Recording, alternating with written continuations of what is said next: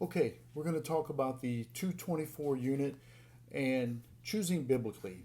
And why we use the word choose is because in society we talk about love in terms of falling in and out of love, and I just don't love him anymore, and I don't know what happened. We grew apart, and listen, that's false. Love is not an emotion. And look, the first time I heard that, I'm like, yeah, sure it is. I'm in love. I feel the emotions for my wife, and there are emotions involved. There's strong emotions. There's attaching to emotions. There's even emotions that detach the commitment, the choice that we make to love. But the reality is, love is a choice. You choose to love someone, just like you can choose not to love someone. And when we're talking about the 224 marriage, it's not like peanut butter and chocolate just ran into each other to create a delicious Reese cup. You know, there was a decision. There was a rational choice process, whether you realize it or not. There might have been feelings of attractiveness based on aesthetics, or just or humor based on a great personality, or you just, for whatever chemical reaction, right? You just connected. But all that, um, to move forward in the relationship, took choice.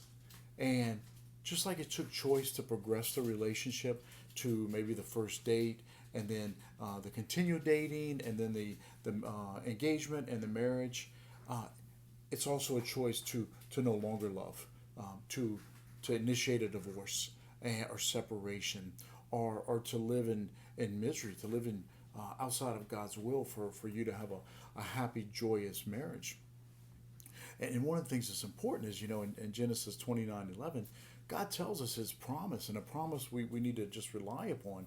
And it said, I know the plans I have for you, plans to prosper you, not to hurt you, to give you joy and to give you hope.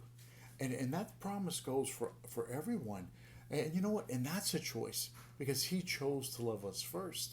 So, saying, well, I just don't love him or her, um, we're going to divorce. I don't know. I fell out of love. That's like saying you ran out of ammunition, so you're going to get rid of your weapon. No, you don't do that. You reload, right? You reload the weapon, you re-engage back into the action. Just like you need to reload your love tank. Look, if you're not feeling the way you were when you first saw her, think about the things, or him, think about the things that attracted you in the first place. They worked, right? Because they got you from meeting to attraction to marriage. And if you find yourself over here, uh, feeling like there's no emotion, or you don't want to be married, it's because you got away from what was over here and what attracted you in the first place. So if it comes down to that, making the choice is yours. The choice is yours to love or not to love. There's no such thing as I fell out of love, we grew apart. If you grew apart, it's because you stopped focusing on your marriage and your spouse.